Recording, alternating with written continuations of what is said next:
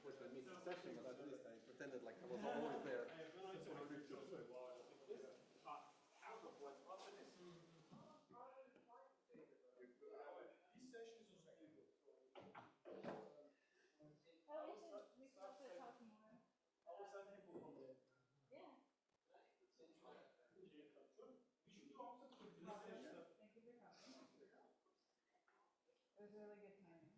It was really good timing. Hey, Tatsuo, nice to meet you. Nice to meet you. I think we met in the TMG session. Yeah, I will introduce the global gathering. You want to do that before I do? Yeah, I think that's going to be my goal. Tell me so much afraid people look at me. I'll just chill over here. Yeah, that's fine. I'll just chill over here until you're ready. Heather, were you also in California? Sorry, random thing. I would love it. Just a moment. I would love to grab. I'm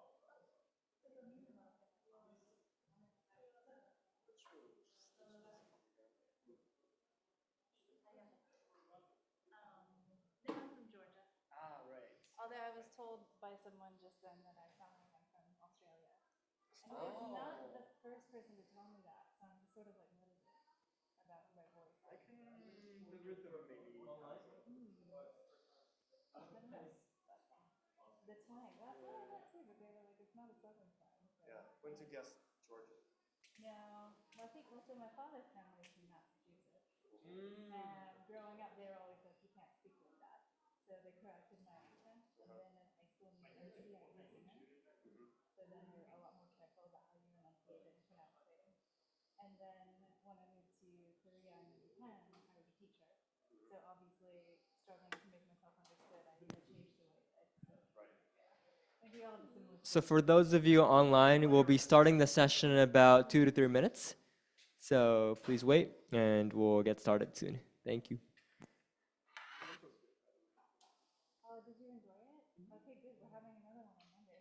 It's like back to back to back to back.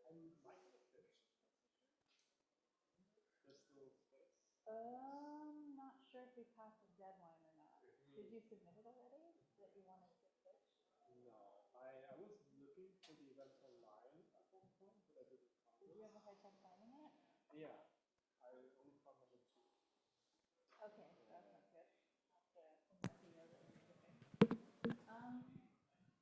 So technically the deadline is already passed, and I'm deciding with my colleagues tomorrow who gets to pitch. Okay. So if you send a message tonight, we'll have a look at it, we'll curate it. So it's a new startup project, so it's kind of we use something for starter. Deadlines are for starters. that was the early bird deadline. If you know the person who's deciding who gets to pitch. You guys are like film festivals always have like there's like 4 levels of deadlines. And of course the price goes up with each Can we start? Yeah. Are we ready? Are we on? All right. I requested my. Nicely tight and cozy in person. We have a lot more online though. Yeah, we have. They're waiting for us to get started. How many people are online? Let's see. 13. 13. All right. Nice. Yeah, we can start. So Tuo would sort of give an introduction about CIC Tokyo, and then we'll hand it over. Okay. All right. Can I get? I requested my slide. Oh yeah. Let me stop it for a second, and you go ahead. Okay, so we are ready on site, so we will get started. My name is Tatsuo Ogura from Venture Café Tokyo. I'm co-leading the global gathering, which will be held on February 19th next year. That's going to be a huge global event hosted by Venture Café Tokyo and Venture Café Global Institute. So that's going to be a great opportunity for everybody to connect with global startup ecosystem. We do have many locations, Venture Café Global Network. We started from Cambridge, Massachusetts. Tokyo is the first Asian hub for Venture Café, and now we have Fukuoka, Venture Café Fukuoka, and also several different Connect program all over Japan. Last year, we had a Venture Café Global Gathering 25, actually February this year, but we had 1,000 attendees from over 80 countries and regions, and the participants, more than 50%, 59% of the participants are non-Japanese participants. So it is a really international event, rare opportunity for Japanese locals. And we had 23 startup ecosystems and communities involved in this event. So this year's theme for Global Gathering 26 is collective impact. And we just closed applications for Tokyo Pitch to Tokyo, which is a pitch event. We will have winners from all over the world, 15 different locations. We just closed Tokyo regional round applications, but we still have different locations open for applications. So if you are around these locations, please apply and showcase your innovative ideas and services and products. So yeah, we are really excited to have this opportunity for everybody around the world.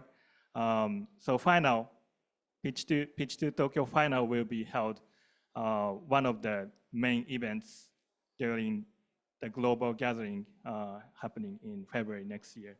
So today we have Heather to give a lecture about how to pitch and pitch perfect, crafting your winning story for your pitch. So yeah, it'll be a really great session, and we are excited to have you for those who are attending this Pitch to Tokyo, and also beyond the Pitch to Tokyo, there are a lot of many pitch opportunities. So Heather, please take your mic and. All right, so thank you very much for the introduction. I'm just going to go ahead and put my slides back up. All right, is everyone able to see that? Okay, great. So we have a few people in the room, and as we did before, I'm going to ask everyone if you can move up just a little bit. We have a smaller group, which is great. That means we can have a more intimate workshop today. So I'm actually not going to be lecturing. This is going to be a workshop, which means y'all have to work. No, we didn't become entrepreneurs because we want to work. What? Yeah, well, I mean, we're all here for the beer. Come on. Okay, so as Tatsuo mentioned, this is the workshop about Pitch Perfect, Craft Your Winning Story. So let's see, here we go. So if I can get the beautiful online participants and everyone in the room to have a look at this screen. It really goes well with the session that we just had.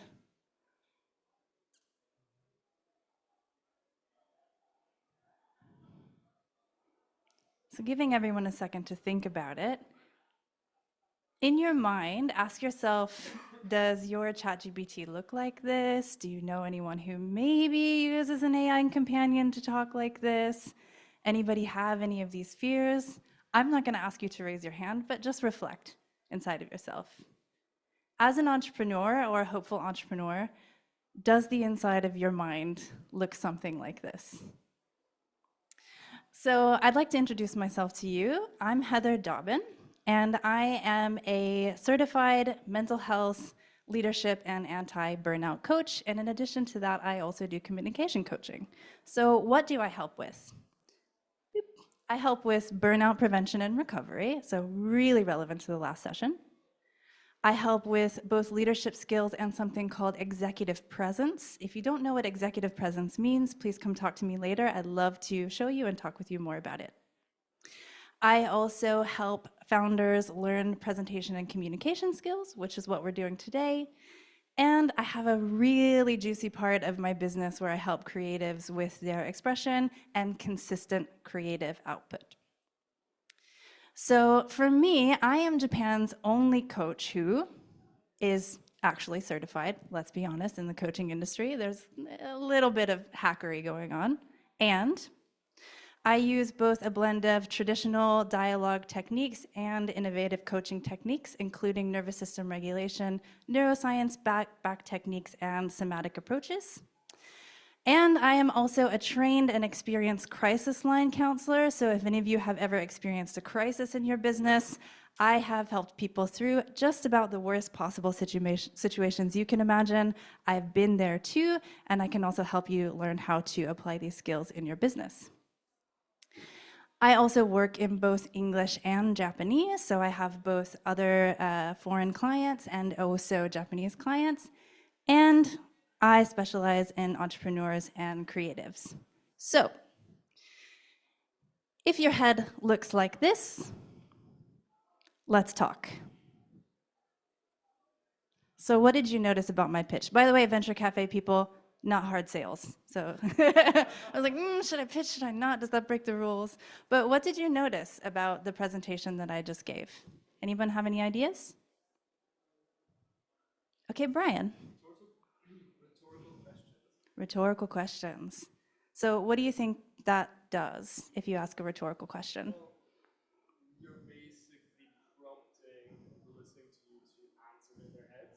So it feels like a conversation. And also, especially when you're prompting them to say that, yeah, that's true, they're agreeing with you, and that's a way of kind of leading people down with you on the hard sale. Exactly, not hard sales. Thank you very much. So it makes the story that I'm telling you, even if it's very short, feel like a conversation. You're a part of it.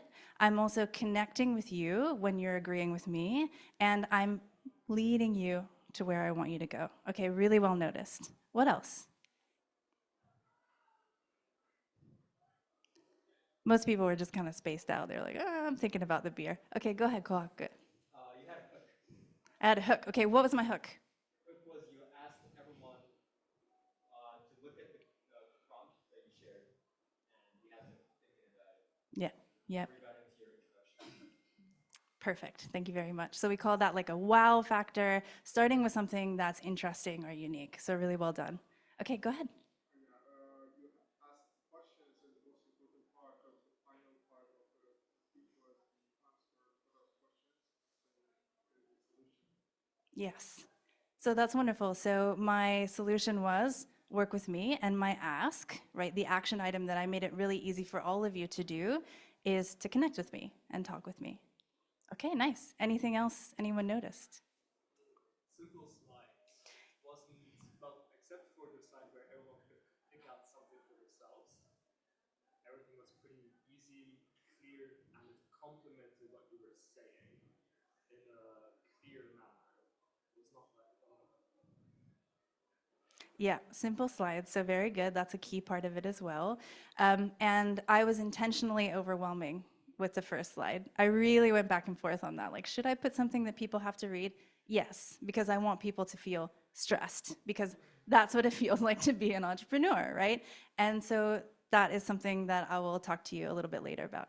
Okay, awesome. Thank you for answering my questions. So I have another question for all of you. Why do we pitch? This is such a weird thing to do. Why do we do this? If you really think about it, like, who wants to do this? Well, some people in the audience before, but why do we do this? What's the purpose of pitching? And there's no one right answer, by the way, so. Okay, go ahead, Randy. want something from the other person. Yeah, you want something from the other person, like what? Is this ultimately money? Money. Future? A future? Yeah, that's a good one. I like that one. What else? Any sort of buy-in. Get buy-in, get agreement. Good. Okay. Respect. Yeah, that's a big one.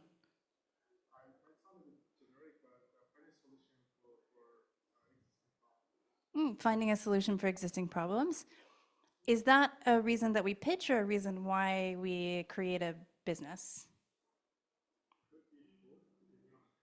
Mm.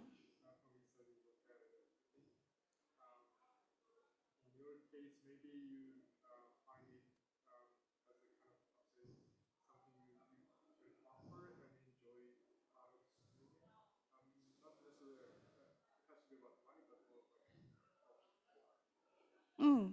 So it's like connecting with people, enjoying yourself. Maybe that solves a problem that you have or you notice. That's really great because another thing that I was noticing when I was creating my pitch for this particular presentation is it really helped me clarify my thinking about my business. So sometimes on a personal level, if you can condense what you do and what you're about into a short format, it forces clarity. It forces expertise. So that's very similar. Okay, any other reasons why we might pitch? Go ahead. Well, to maybe be confident, like kind of related to the earlier one, but to be confident so that you can be passionate, like more passionate about it, about basically your businesses and maybe for the future, I guess.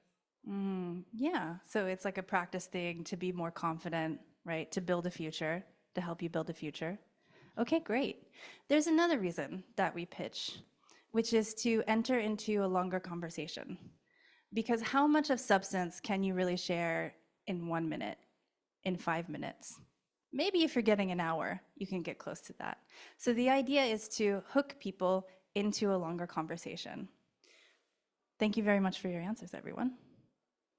Okay, so I'm finally getting around to the agenda. So tonight we're going to cover a very few basic things. Pitching, presentation skills, communication. It's a super big topic. And I'm not going to be able to tell you everything that you need to know about it tonight. Just full honesty on the table. We've only got an hour, or a little bit less than an hour.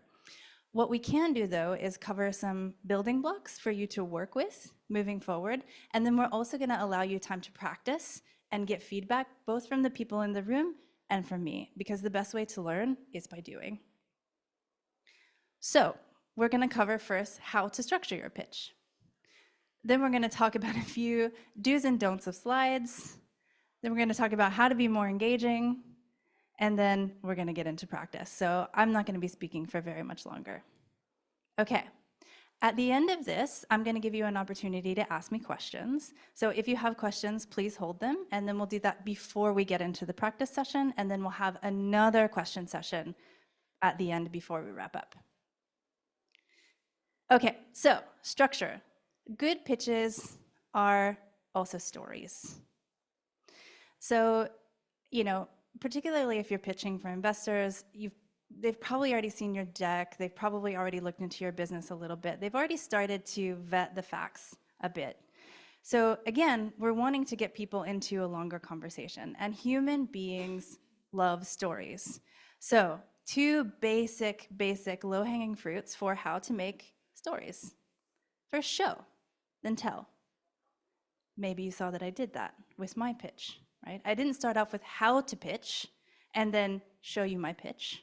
I showed it to you first.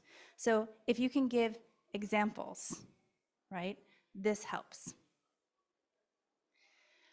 And then there are lots of narrative structures. I'm not going to get into those. Honestly speaking, I recommend everyone tonight to get on ChatGPT and go, what are some narrative structures for pitches? And you'll get so many results. But the really important, and I actually did this before I came in today because I wanted to see what you would see. And one thing that I noticed that was missing from a lot of the structure conversation was emotional engagement. So most of us in this room are entrepreneurs. Actually, how many of you are entrepreneurs currently? Okay, fair, so we have a fair few. How many of you hope to be an entrepreneur in the future? Good, okay, so we have a few. And then how many of you are interested in guiding others to be entrepreneurs in the future? Okay, so we have a few of that, very nice. So I started off with typical fears that I hear from my clients all of the time, and that I myself, as an entrepreneur who works in the mental health area, experience too. And so that is stressful, it's emotional, it's relatable. So I can tell you the story of my entrepreneurship life, and I can give you just the dry facts. But if I can connect with you as a human being, like we were talking about in the previous session, then you're much more likely to be interested in what I have to say. So the best pitches make it both, or the best presentations in general, make it both about the audience and yourself, because it forms connections. Okay. Next, and again, I don't want to talk a lot. I want to give you guys practical feedback. Don't make your slides a distraction. So we've already talked about this a little bit, but your slides are there to support you. Okay, you can give all of the data later. And again, depending on who your audience is, this is gonna really matter. And this is also a cultural issue too. So for example, Western audiences tend to prefer simpler slides, and sometimes in Japan, we have these packed slides because they build trust, right? It's not as though everyone is trying to read everything on the slide, but if you have a bunch of stuff on your slide, people think, this person knows what they're talking about. Both ways though will tend to distract the listener from you. So your slides should support what you're saying rather than take away from what you're saying. So I go for super simple slides, maybe like very minimalist. And that's what I just said. So sometimes you do need to include information, a lot of information. And a lot of times I'll see people do this. Like they'll just point to the slide. Do you know what I'm pointing at right now? No. Okay, so what you want to do is, if you're giving a pitch or a presentation and you have a lot of points you need to make, animate things in, right? Animate in your images, animate in your graphs, animate in your bullet points, just like I did with the agenda for tonight, or use separate slides, because some softwares don't have very good animations. So animate them in or use separate slides for separate points. Ideally, there's only one thing everyone needs to focus on at one moment for every slide. So no busy slides. All right, the last thing I'm gonna say, because I'm just talking at you and that's not very interesting, is be interesting. So how do we do that? Make eye contact with your audience. I see a lot of people who talk like this, and they're gesturing to the slides, or because they're nervous, right, and eye contact is difficult for some people, they look at the floor, they look at the back of the room, they spend a lot of time looking at their computer. Yeah. Yeah, oh yeah. This makes me feel so safe. It's so comfortable. I don't have to put myself out there, which actually leads to my second point. Move and be open. So at the end of the day, you guys all gave really great reasons why we want to pitch, but it's about connection and it's about trust. And in our evolutionary history, we have learned to hide ourselves and close our bodies and be very still in order to protect ourselves.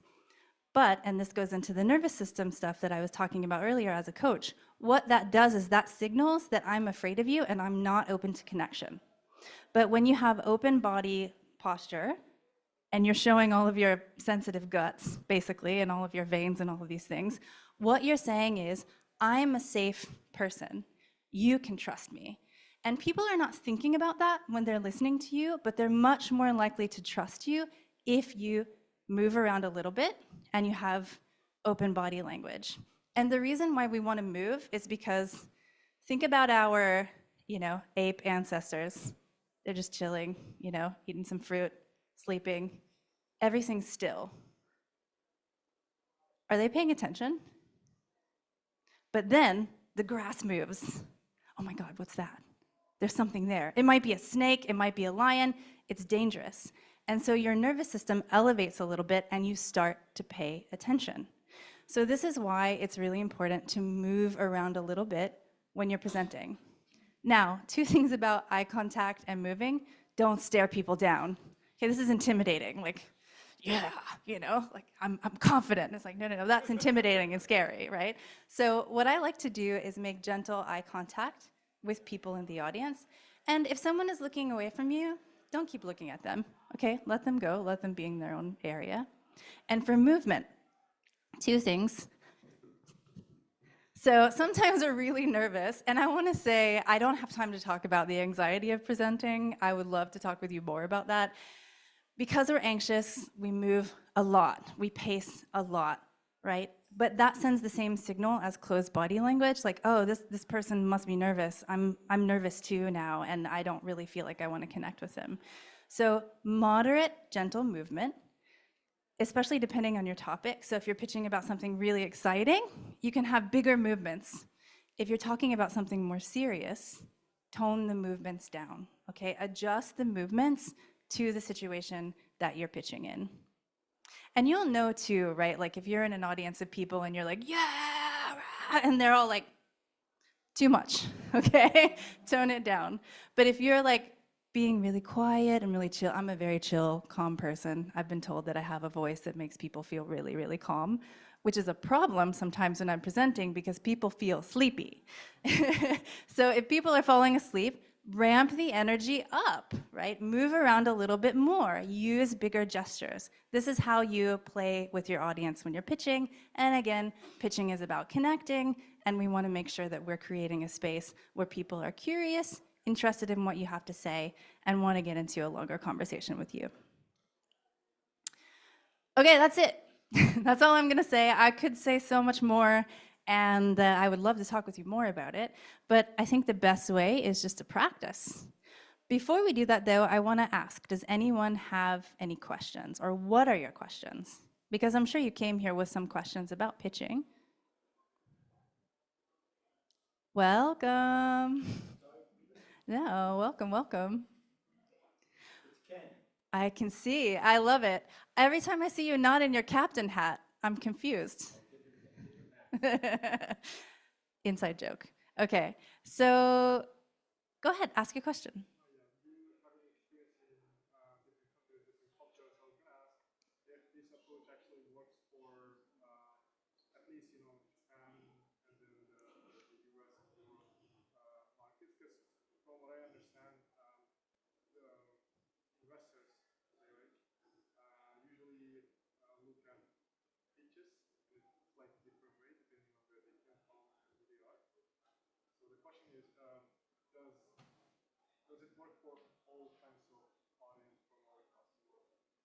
So this is a great question, and this is something I didn't say. The most important thing before creating your pitch is actually knowing your audience, right? So again, why are you pitching? To whom are you pitching? Where are they from? What are the demographic? If you can get a little bit more into it, what are the psychographic elements of what you're doing? So that's really important. So this is very general advice. Something that you can do about that is there's a good book. It's a little bit controversial now, but it's called The Culture Map. And there are sections in there about influencing and persuading and communication. So I definitely recommend reading that for getting a broader view of, who might be in your audience. One thing I will say though, what I've presented tonight is the most sort of low, we have high context cultures, which means not very many things are overtly communicated, and low context cultures, which are where things are really explicit. So I've given you the most low context version of this, which tends to be a good idea if you're pitching to a mixed audience where people might be from many different countries, because we have so much like different cultural backgrounds. We really have to be clear when we communicate.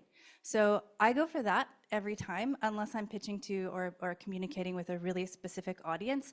And then absolutely, I would adjust, because the goal and the outcome of connecting and getting into that longer conversation is the most important thing.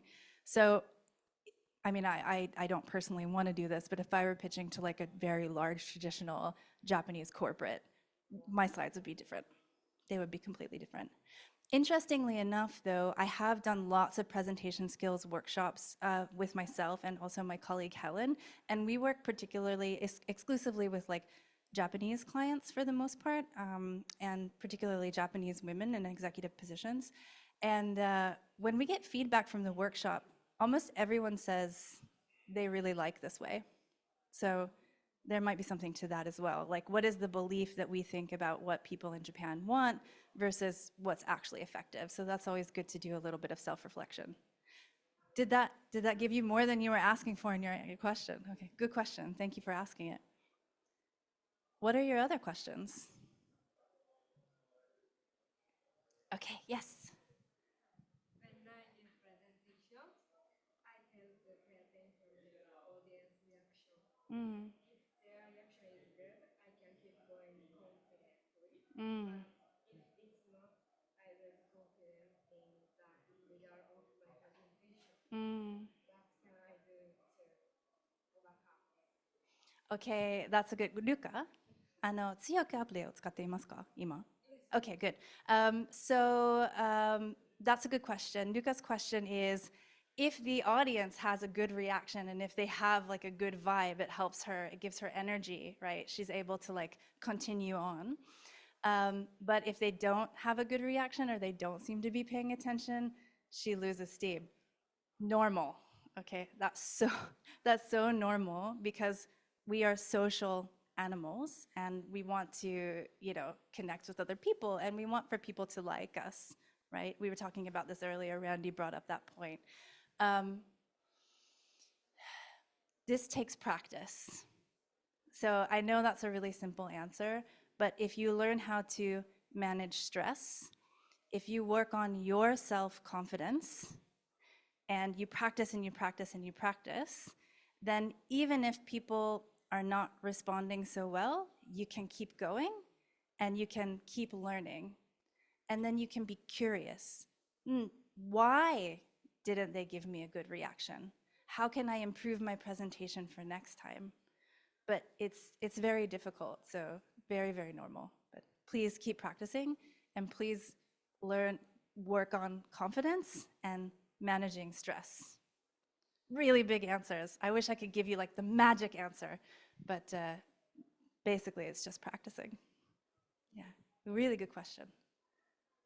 What are your other questions? I get some great questions. Okay. So I have a question. So I don't understand for the listener's mind. For example, so I did some presentation.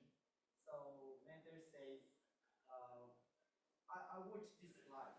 I watch more this slide. But I don't this idea because I think this is not important. I think. So the question is, could you give me the hint? Listener need to the thing. How to understand your listeners, Yeah. because your idea of what's important and what your listeners are telling you is important is different. Okay. There's that big gap. Okay, good. Well, nice. It's good that you know there's a big gap. So this, understanding your audience before you give the presentation is really helpful. So one way you can do it is, first of all, practice with someone before you give your presentation and get feedback.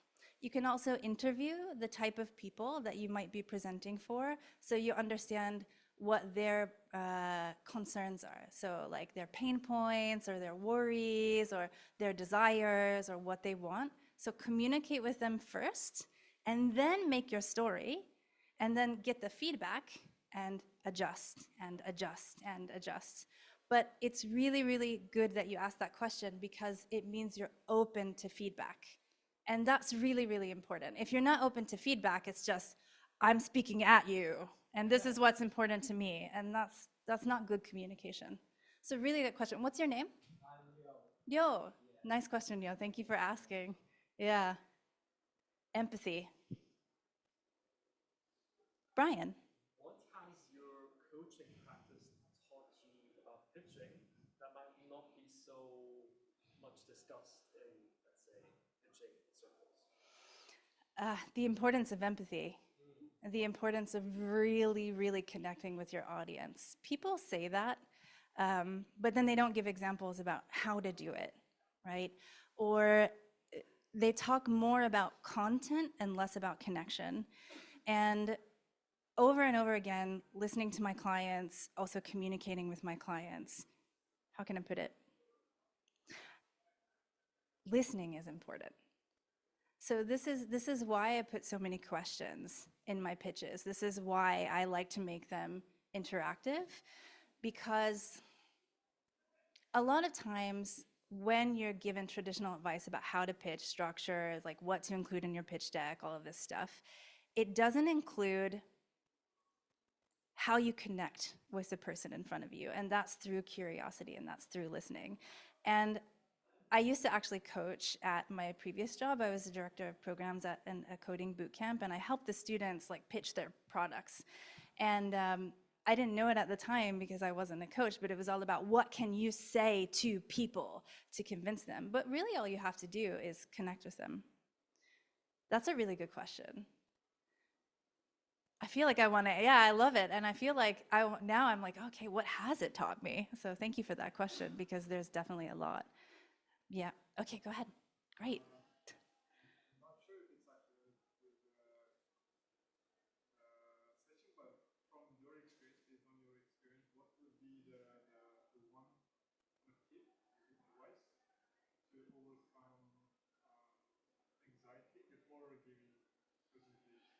That's one of the things I struggle a lot. Mm.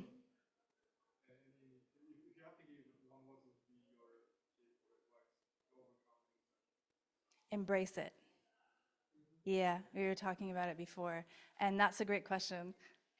This is why I didn't put this stuff in my slides. Isn't it so much more interesting to have a conversation about it?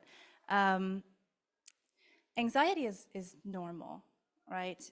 We are social animals, and in our primal days, our survival depended on being accepted by the group. So it was in our best interest to be a little bit nervous and to care about whether other people like us or not. Because in the extreme case, if they didn't, we could die.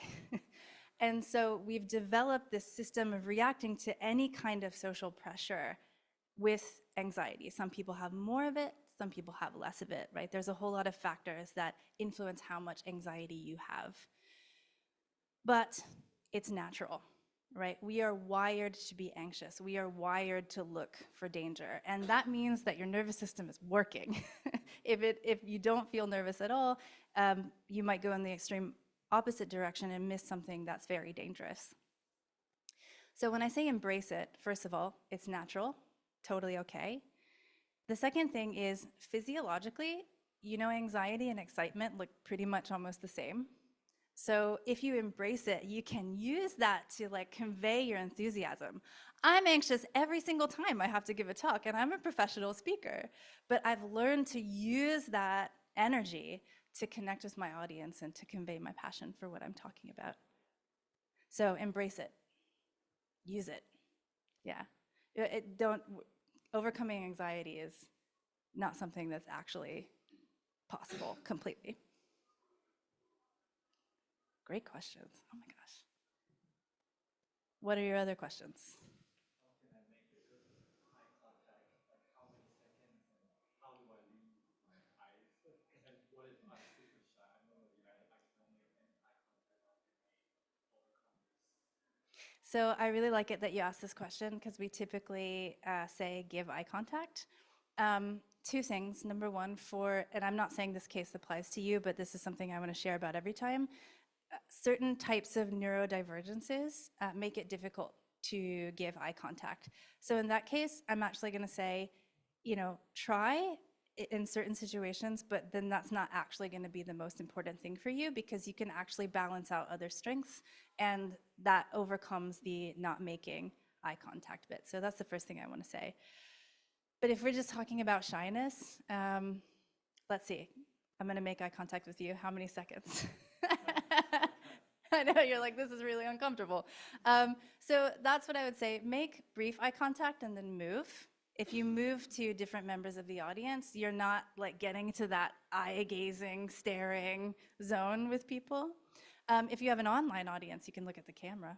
That helps, and then it looks like you're making eye contact with them. So that gives you a break from human eye contact if you're feeling a little bit shy. So, no longer than a second or two. So if it's 1, 2, 3, unless we're having a one-on-one conversation, that's a little bit. I would, if that's something you're nervous about, first just start pitching and choose at the beginning a point in the room, and that's where you're going to focus. Because what you really don't want to do is just look back at your slides and have that hiding thing. So first try to oh, the clock there, okay. That's already the general direction. Then later on, when you're comfortable with that, then you start looking at people. Thank you for adding that, Brian. I normally avoid doing that because I hear like a lot of my coaches just get stuck there.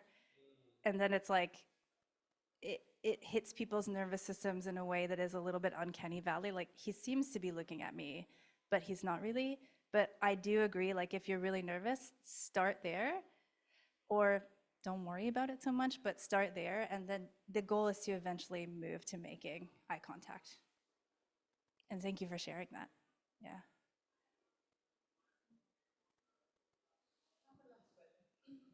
What other suggestions do you have when you have to pitch online, right? Previously, you said only maybe just flash the camera in some cases, but of course, it's different when you are in person like today, right? You can chat with us, maybe maintaining your eyes with some specific people, but when you have to do online, what is the best way to be engaging with the audience? There are a lot of answers to that question. Let me ask you a question. Is there something in particular when you're pitching or presenting online that you find challenging? Yes, when you have a big group, like more than 10 person, because all faces disappear in your screen. So it's difficult to understand if all are feeling well with my presentation. But maybe if I only have 2 or 3 person, it's easier to control and maybe adapt my presentation. But when you have more than 10 people, what is the best way to really be sure that your pitch is the best as possible? Okay, this is a good question. Do you just have one screen like this? No, I have maybe a bigger monitor, right? Okay, so You are concentrated just in your pitch. Maybe it's different. It's different experiences pitching in person and online.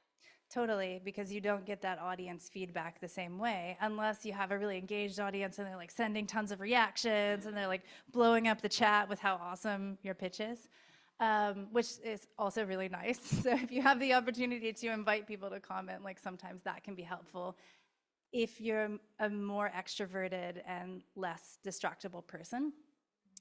2 things. What I do when I pitch in front or present in front of a big group online is I have 2 monitors, and to make eye contact, you look directly into the camera, right? But I have everyone's faces like blown up really big in front of the camera, so I can kind of sneakily look at people's faces and then back at the camera. And I do it pretty quickly so people don't tend to notice, but that allows me to stay connected with my audience. So either, just kind of accept that it's going to be different and like psych yourself up, or maybe get someone like behind the desk to just watch you and be like, yeah, or, do that where you can actually see people's faces. Does that answer your question? Yes. Yeah, that's what I do. Nice gift from COVID. All right. Okay, so, oh my God, we are already almost close to time because of all of your beautiful questions. This makes me so happy. But I also want to give you the opportunity to practice a little bit and hopefully also make some connections here in the room rather than just listening to me. So I'm going to ask you to, for about 5 minutes, speak to the person next to you. So say, hi, my name is, and then practice your pitch, okay?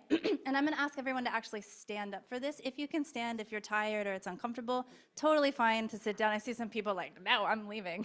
I wanted to listen to you, not talk to other people. So just stand up and give your pitch. And so we'll have 5 minutes. So make it a kind of a short one, like 2.5 minutes, and then switch.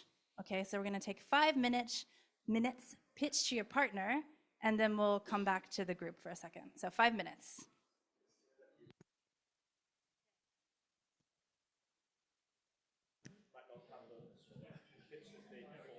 Yeah, so if you haven't had a topic prepared, that's a good question.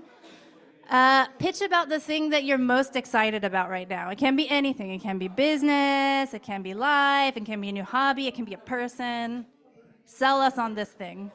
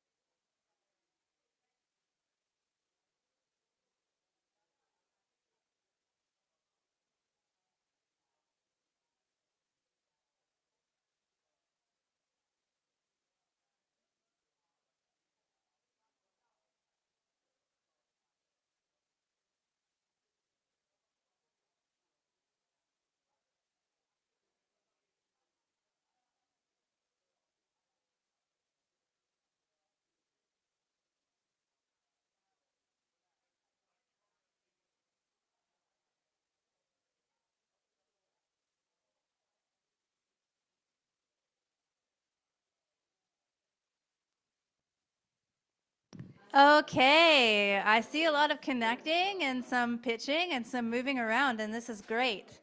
And I hope that you were able to listen to each other and maybe get some good feedback from other minds than mine. So, challenge time. Who wants to come up and pitch and get some feedback? I think we have time for about one person. Yes, okay. Yeah, I knew you were going to do that. Okay, come up here. Yes. So pitch for maybe 1 to 1.5 minutes, and then I'll give you feedback and also ask the audience to give you some feedback. So should I pitch about myself? Sure, that sounds like a good topic. I mean, I have like a presentation. What kind of presentation? It's about my project. Why don't you pitch that? Okay. Yeah.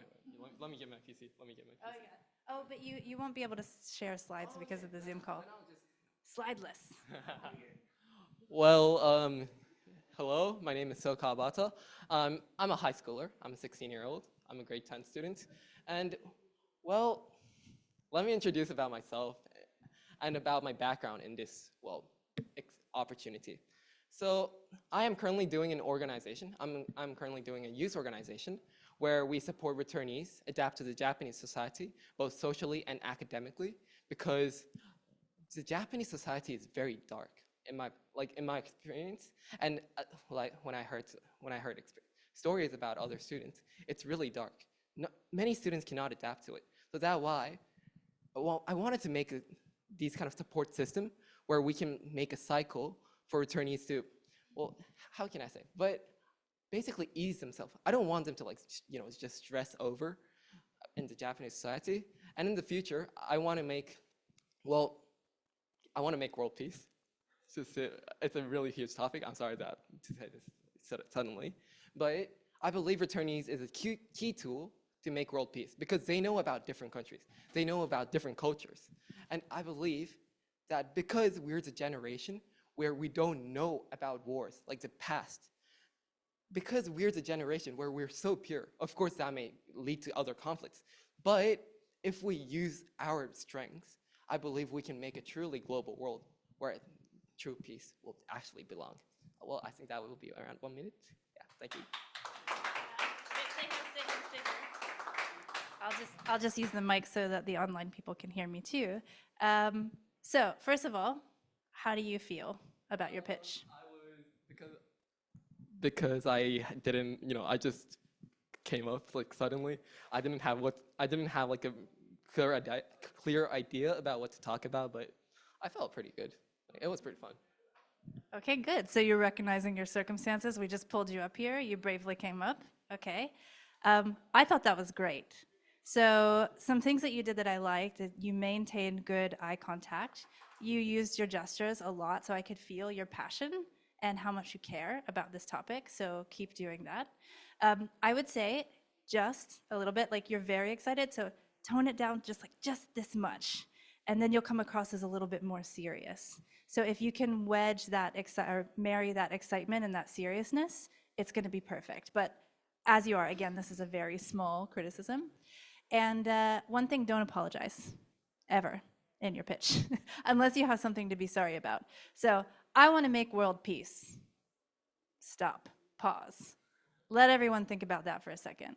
That's a great thing to think about. I know it's a big topic, but it's clear that you're on the track to supporting that. So you don't have to apologize, just be confident. I want to make world peace. The end. Okay, so really, really well done. I want to give you a lot more feedback, but I mean, mostly positive stuff. Already a strong pitcher. Any feedback from the audience? Anybody want to share? Okay, go ahead. Yeah, why do you say Japanese society is dark?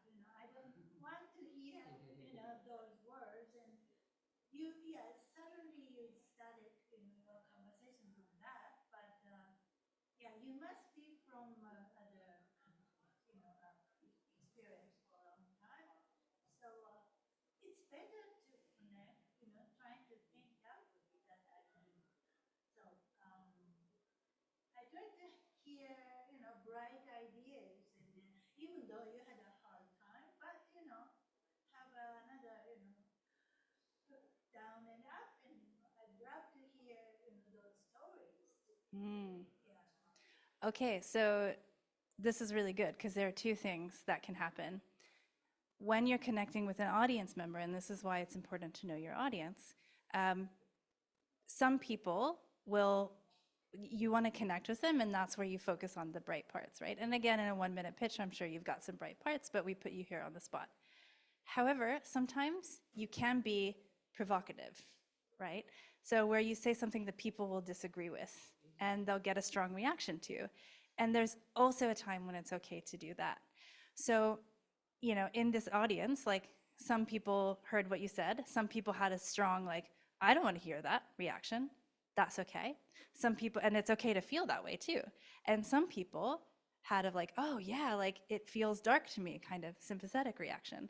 So the cool thing is, with your language and with your storytelling and your research of your audience, you get to choose which reaction you're going for. And again, there's a very strong case for both.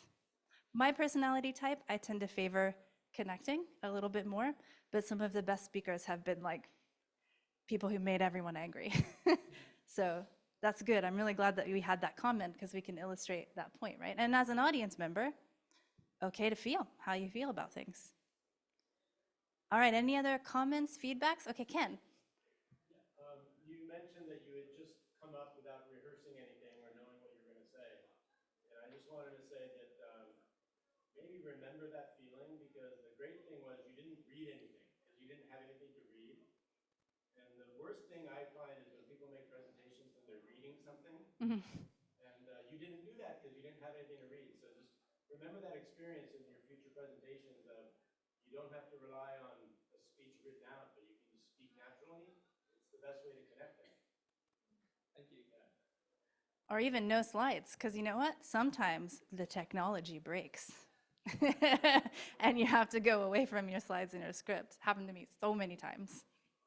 All right, let's maybe take one more comment, and then we have to let all of our wonderful people here at Venture Cafe go home. It's past 9 already. One more comment? Okay. I was just going to say, so it was a little unclear. What do you want from us? What do you want? What I want from you? Well, I want support. Like, I would just say it. I just want support. Like, I just want like I would say a warm feeling, because that would connect to my motivation. I don't have like any suffering right now, like because of, you know, my parents and those kind of stuff. I am living happily, I would say. Oh, thank you. Well, I am living. So personal support. Yeah. So yes, I just want you guys to, like, you know, welcome me with a warm feeling, so that it can connect to my motivation, and it can connect to how I'm going to like impact the world in the future.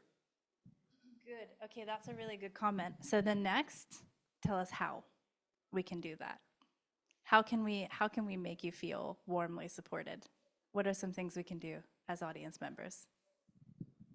Well, it would be really appreciative if you could listen to what I'm saying. And I don't really care about the opinions you guys have, because I mean, everyone has a different opinion, and it will definitely connect, as you said, it will definitely connect to what I'm gonna like do in the future. Like in the earlier speech session, the guy said that it is important to, you know, do failure, and failure is one of the crucial things. So yeah, well, what to do specifically? But yeah, simply listen, and maybe kind of smile sometimes, I guess. That would be the nicest thing, so that it would also, you know, make me pretty motivated to like speech, and at the same time stimulated. Like I get, like, if you nod as you did right now, I would be really appreciative. Like I really appreciate the, well, I'm sorry for making it a little bit long, but yeah, I really appreciate it. So yeah, I think nod, listen, and like make a smile. That would be the best thing for you guys to do. Thank you. Thank you so awesome. Okay, well, that was great. So thank you so much, everyone, for attending this session. I had a great time with all of you here. You know, normally I start to get really sleepy around this time because I'm very much a morning person, but I think I'm gonna have trouble sleeping tonight in a good way. So I would love it if this is my website, if you'd check me out. I would love it if you can also link to my LinkedIn there, so please connect with me. Please feel free to ask me any questions about this. I'll be speaking here again on the 27th with my friend who's also a therapist, and we're going to be talking about mental health for entrepreneurs.